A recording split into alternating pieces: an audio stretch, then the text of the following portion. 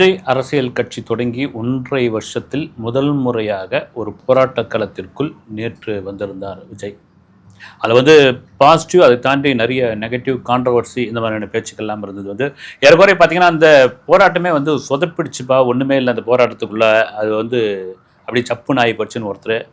அப்புறம் இல்லைங்க என்னென்னா விஜய் அப்படி கூட்டம் ஓஹோன்னு திரண்டு வரும். மாநாட்டெலாம் விக்ரவாண்டிலாம் பார்த்தீங்கன்னா அப்படி ஒரு 10 லட்சம் பேர்லாம் காட்டினவர். இங்கே நம்ம சுவாமி சிவானந்தா சாலை சேப்பாக்கம் இங்கே அப்படி ஒன்றுமே இல்லாமல் இருந்தவங்கலாம் இதுவாக இருந்தாங்க. அப்புறம் அவர் பேருரை ஆற்றப் போகிறார்னு பார்த்தா ஒரு 3 நிமிஷத்தில் அப்படி முடிச்சுட்டு போயிட்டார். இந்த லாக்அப் கஸ்டடி டெத் இந்த விஷயத்தை ஏன் விஜய் கையில் எடுத்தார்? அதுவும் குறிப்பாக அந்த 24 குடும்பங்கள் அப்படின்ற விஷயத்தை ஏன் அவர் கொண்டு வந்து நிறுத்தினார்? அவர் தொடர்ச்சியாக ஆளும் திமுக அரசு தான் விமர்சனம் செய்கிறார். பாஜகவை எங்கேயுமே தொட மாட்டேன்றாரு. விஜய் பாஜகவுடைய பி டீம் தானோ அல்லது சி டீம் தானோன்னு ஒரு சந்தேகம் இன்னும் வலுவாக இருக்கிறதுன்னு வெளியே பேசுகிற பேச்சு, சோசியல் மீடியாக்களோட விவாதம், ஒட்டுமொத்தமாக விஜய்யுடைய போராட்டம் சொதப்பல் அப்படின்ற மாதிரியான ஒரு விஷயத்தை கட்டமைத்து கொண்டு வச்சு. இதெல்லாம் தாண்டி முக்கியமான ஒரு விஷயம் நான் சொல்கிறேன் திரும்ப ஏன்னா இந்த சோசியல் மீடியாவில் பார்த்துட்டு இருக்கும்பொழுது என்னங்க ஒரு பெரிய ஒரு போராட்டம் விஜய் ஒரு 1.5 வருஷத்துக்கு அப்புறம் 1.5 வருஷம் கட்சி ஆரம்பிச்சு தாவேக்க ஆரம்பிச்சு ஒரு ட்விட்டர் வலைதளத்தில் ஆரம்பிச்சு அந்த அப்புறமா ஒரு மாநாடு நடத்தி அப்புறம் விஜய் தொடர்ச்சியாக போராட்டத்துக்கு ஒன்றுமே குரலே கொடுக்கணும். நான் கூட பேசியிருக்கேன், ஒரு தெருமுனை கூட்டமாவது பேசணும், அவர் பனையூர் வாசலில் நின்னாவது ஒரு 2 கோஷம் போடணும், எதுவுமே பண்ண மாட்டேன்றாரு. ஒரு அரசியல் தலைவரா சும்மா வந்துடுறாரு, ஒரு நூல் வெளியீட்டு விழாக்கு வராரு, பரந்தூருக்கு போறாரு, அப்புறம் எங்கேயாவது ஒரு இடத்துக்கு போறாரு, குரல் கொடுக்குறாரு, பேசுறாரு, அதோடு போயிட்டு அவர் பனையூரில் போயிடுறாரு, நீலாங்கரை வீட்டுக்கு போயிடுறாரு. மக்கள் பிரச்சனைக்கு மக்களோடு போராடணுமே, குரல் கொடுக்கணுமே, அப்போதான் மக்களுக்கான நம்பிக்கை உங்கள் மீது வரும் அப்படின்ட்டு நான் மட்டும் சொல்ல, பெரும்பான்மையாளர்கள் சொன்னது. அப்படி ஒரு போராட்ட காலத்தை அதுக்கு முதல்ல அனுமதி கிடையாதுன்னாங்க. முதல் விஷயமா அந்த போராட்டத்திற்கு, குறிப்பாக அந்த சேப்பாக்கத்தில் நடந்த அந்த போராட்டத்திற்கு விஜய் கலந்துக்கல, நிர்வாகிகள் மட்டும்தான் கலந்துக்கிறாங்க. அப்படிதான் முதல்ல ஒரு டிசைன் பண்ணியிருந்தது, முதல்ல ஐடியா அப்படி தான் வச்சிருந்தாங்க. ஆனால் விஜய் இல்லாத போராட்டம் அல்லது விஜய் இல்லாத சில ஆர்ப்பாட்டங்கள் அல்லது கோஷங்கள் சில கூட்டங்கள்லாம் பார்த்தீங்கன்னா ஒன்றும் பிசுபிசுத்து போயிட்டு அதனால் நீங்கள் கண்டிப்பாக வந்தால் தான் கரெக்டாக இருக்கும் அப்படின்னு ஆல்ரெடி ஓகே ஆயிடுச்சு. அதை தவிர பார்த்தீங்கன்னா இந்த கடந்த 4 ஆண்டுகளில் இந்த லாக்அப் டெத்தில் பாதிக்கப்பட்ட குடும்பங்கள் 24 குடும்பங்களை அவர் மேடையில் ஒரு சேர கொண்டு நிறுத்தந்து லாக்அப் டெத் அரசியலை தான் அவர் முன்னெடுத்து முதல் போராட்டமாக தொடங்கியிருக்கிறார் அப்படின்னு இதை நான் ஒரு மூத்த பத்திரிகையாளரிடம் கேட்டபோது அவர் சொன்னார். இந்தியாவில் எத்தனையோ விசாரணை கைதிகளுடைய மரணம் நடக்கிறது, ஆனால் இதுவரைக்கும் எந்த அரசியல் கட்சியும் அரசியல் கட்சி தலைவர்களும் இதுவரைக்கும் இந்தியாவில் எனக்கு தெரிஞ்சு போராடினது கிடையாது அப்படின்னாரு முதல் முறை. அது காரணம் என்னன்னா, அடுத்து நம்ம ஆட்சிக்கு வந்தோம்னா போலீஸோட தயவு வேணும், அவங்க தான் நமக்கு, அவர்கள் தான் நமது. அதனால் ஏன் அவங்கள பகச்சிக்கணும், ஏன் அவங்கள போய் விமர்சனம் பண்ணணும் அப்படின்ற மாதிரியான விஷயம். இன்னொரு நண்பர் ஒருத்தர் மூத்த பத்திரிகையாளர் அவர்கிட்ட பேசிட்டு இருக்கும்போது அவர் சொன்னார், நீங்கள் லாக்அப் டெத் அப்படின்ட்டு ஒரு உண்மையிலேயே அது நடக்கக்கூடாது, அது தடுக்கக்கூடிய ஒரு விஷயம்தான். அதே சமயத்தில் நீங்கள் பார்த்தீங்கன்னா ஒட்டுமொத்தமாக இறந்து போனவங்க எல்லாருமே ஏதோ அப்பாவி ரோட்டில் போனவங்களை பிடிச்சின்னு அடிக்கடின்னு அடிச்சிட்டாங்க அப்படின்லாம் நம்ம அதையும் சொல்லிட முடியாது. அது நடக்கக்கூடாது, அது மனித உரிமை மீறல் தான். அதே வேளையில் இவங்க எப்படி கட்டமைக்கிறார்கள் என்றால், ஏதோ ஒரு சும்மா போனாம்பா அவன் பொறி வாங்கி சாப்பிட்டான், அவனை தூக்கி போய் அடித்தாங்க, அப்புறம் பஸ்ஸுக்காக நின்று இருந்தான் அவனை பிடிச்சி போயிட்டாங்க கிடையாது. பெரும் குற்றம் செய்தவர்கள், பாலியல் குற்றம் செய்தவர்கள், அவர்கள் விசாரிக்கும் பொழுது சில சம்பவங்கள் நடக்கும். ஆனால் இனி எதிர்காலத்தில் அது நடக்கக்கூடாது, அதுதான் ஒரு முக்கியமான விஷயம். சரி, விஜய் இப்போ எடுத்த அந்த போராட்டம் குறிப்பாக கூட்டம் வரல, ஒரு 2500 பேர் வந்திருந்தாங்க, 1200 பேர் வந்திருந்தாங்க, ஆளாளுக்கு ஒரு புள்ளி விவரம் சொன்னாங்க. அது சோசியல் மீடியாவுக்குள்ள பார்த்து தாவேகா தொண்டர்களுக்கும் அல்லது விஜய் ரசிகர்களுக்கும் மற்றவர்களுக்குமான ஒரு பெரும் சண்டையாகலாம் கூட மாறிச்சு. ஆக்சுவலாக நடந்தது என்னன்னா, போலீஸ் 2000 போலீஸ் பாதுகாப்புக்கு கிட்டத்தட்ட ஒரு 10,000 பேர் மட்டும்தான் அனுமதி கலந்துக்கலான்னு ஒரு அனுமதி கொடுத்துருந்தாங்க. அதுவும் சென்னையை சேர்ந்த தாவேகா தொண்டர்கள் நிர்வாகிகளுக்கு மட்டும்தான் அனுமதி அப்படின்னு. ஆனால் வந்துட்டாங்க, செங்கல்பட்டுலேருந்து, திருவள்ளூர்லேருந்து, காஞ்சிபுரத்திலிருந்து கிளம்பி வந்தவங்கலாம் ஒரு 8-9 கிலோமீட்டர் முன்னாடியே சென்னையினுடைய புறநகர் பகுதியிலே நிறுத்தி சில பேர்லாம் திருப்பி அனுப்பிச்சாங்க. அதிக பேர் வந்தவர்கள்லாம் தனியார் கல்யாண மண்டபத்தில் தங்க வச்சு ஈவினிங் அனுப்பிச்சி விட்டுட்டாங்க, இல்லை மதியம் அனுப்பிச்சி விட்டுட்டாங்கன்ற மாதிரி தகவல். இப்போ இவங்கெல்லாம் வந்திருந்தா உண்மையிலே அந்த சிவானந்தா சாலை எப்படி தாங்கி இருக்குமா? பக்கத்தில் தீவுத்திடலில் தான் மாற்றிருப்பாங்களா? மெரினா கடற்கரை என்ன ஆயிருக்கும்? விக்கிரவாண்டியோடைய ஒரு மினி மாநாடாக கூட மாறி இருக்கலாம். இது முன்வசனியாக இதை ரைட் நிறுத்திட்டாங்க. ஒரு ஞாயிற்றுக்கிழமை பெரிய கூட்டம் இல்லை அப்படின்னாலும் சென்னையில் எப்பவுமே ஒரு போக்குவரத்து நெரிசல் உண்டு. இதெல்லாம் மீறி விஜய் எடுத்துக்கிற இந்த விஷயம் வந்து விஜய் ஏன்னா கிட்டத்தட்ட 8 மணிலேருந்து காலை 8 மணிலேருந்து 7:30 மணிலேருந்து தொண்டர்கள் வந்து பெருமளவில் காத்துட்டு இருந்தாங்க. வந்து நேரம் ஆக ஆக ஆக வெயில் ஏறிக்கிட்டே போச்சு. வந்து வெயில் ஏறிக்கிட்டே போய்கிட்டே இருந்தது. அப்புறமா வந்து புஷி ஆனந்த் மாதிரி அப்புறமா ஆதவ் அர்ஜுன் எல்லாம் கூட சொல்லியிருந்தாங்க வந்து பார்க்கிங்க்கு எங்கேப்பா எங்களுக்கு பக்கத்தில் தரான்னு சொல்லிட்டு எங்கேயோ ஒரு 8 கிலோமீட்டர் தூரத்தில் எங்களை வந்து பார்க்கிங் கொடுத்துட்டு நாங்கள் பாருங்கள் வேர்த்து விறுவிறுத்து நடந்துட்டு வந்தோம்னு அப்பயே அவங்க வந்து ஃபைட்ஸ் கொடுத்துக்கிட்டே வந்திருந்தாங்க. வந்து எங்கள் தொண்டர்கள் எல்லாரும் இந்த மாதிரியான பிரச்சனை தான். கூடுமான வரைக்கும் இதில் கூட்டம் சேரக்கூடாதுன்னு சதி செய்து இந்த அரசு வந்து எங்களை வந்து ரொம்ப வந்து பலவீனப்படுத்திடுச்சு. இந்த போராட்டத்தையே வந்து மழுங்கடிக்கணும் அப்படின்றதுக்காக தான் இவங்க இந்த மாதிரியான நெருக்கடியெல்லாம் கொடுக்குறாங்க அப்படின்ற மாதிரியான ஒரு விஷயங்கள்லாம் இருந்துகிட்டே இருந்தது. ஆனால் நேரம் ஆக ஆக ஆக ஆக இப்போலாம் நாங்கள் மீட்டிங்லாம் இப்போ ஊருங்களில் இருக்கும்போது சின்ன பசங்களாக இருக்கும்போது மீட்டிங்லாம் போகும்போது அப்போ இந்த செல்ஃபோன்லாம் இல்லாத போது தலைவர் வருகிறார், இவர் வந்து கொண்டு இருக்கிறார், அவர் வந்து அதை வந்து விட்டார், ஆற்காடை தாண்டி விட்டார், காஞ்சிபுரத்தை நெருங்கி விட்டார்லாம் சொல்லிட்டு இருப்பாங்க. ஏன்னா அந்த கூட்டம் கலைஞ்சு போகக்கூடாதுன்னு. ஆனால் விஜயின் பால் அன்பினால் அந்த வெயில் ஏற ஏற கூட்டம் இருந்ததுன்னா ஆனால் சொல்லிக்கிட்டே இருந்தாங்க வந்து தலைவர் வந்துட்டு இருக்காரு. ஆனால் அவங்க மொபைலில் பார்த்துக்கிட்டே இருந்தாங்க. நீலாங்கரை வீட்டிலேருந்து விஜய் கார் கிளம்புனப்போ லைவ் போட ஆரம்பித்து அத்தனை சேனல்களும் அப்படியே வந்துக்கிட்டே. நான் கூட என்ன நினச்சேன்னா, ஏன்னா சேப்பாக்கத்தில் நடக்கிற ஒரு ஆர்ப்பாட்டம், அந்த ஆர்ப்பாட்டத்துக்கு நீலாங்கரையிலிருந்து வரும்போது எவ்வளோ தூரம் ஆகும், எவ்வளோ டிராஃபிக் ஆகும், அவர் எங்கேயே பக்கத்தில் இருக்கிற ஒரு ஏதாவது ஒரு ஹோட்டலில் கூட தங்கியிருக்கலாமே, அப்படியே டக்குன்னு வந்துட்டு இருக்கலாமே, அண்ணா சாலையில் இருக்கிற ஹோட்டலில் கூட. சரி, அவர் வீட்டிலேருந்தே கிளம்பி வந்துட்டார்.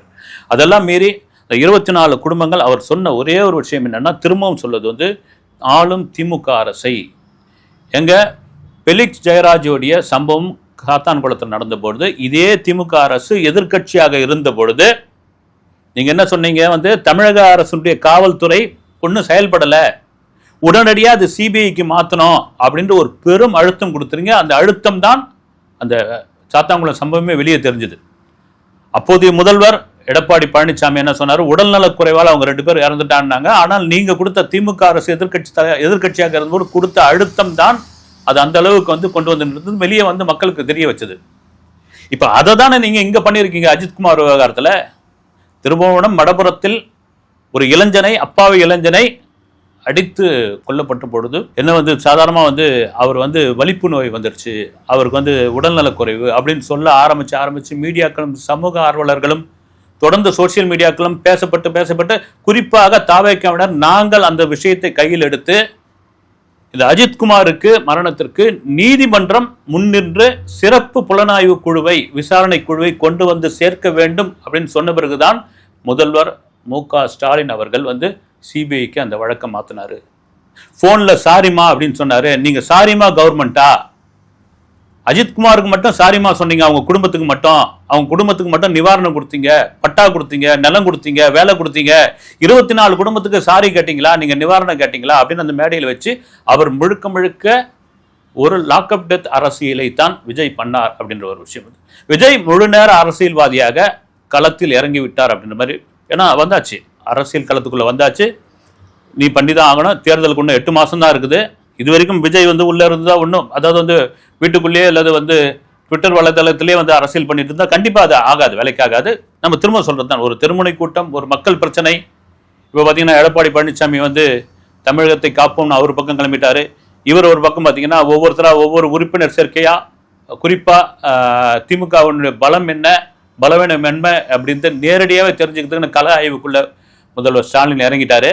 இந்த நேரத்தில் இன்னும் நீங்க ஏன் வந்து மக்களை சந்திக்கிற ஒரு விஷயத்தை தொடங்கல அப்படின்னு விஜய் கேட்கிற பொழுதுதான் இதற்கான ஒரு முன்னோட்டமாக, இதற்கான முன்னெடுப்பாக இந்த போராட்டத்தை விஜய் கையில் எடுத்தார்.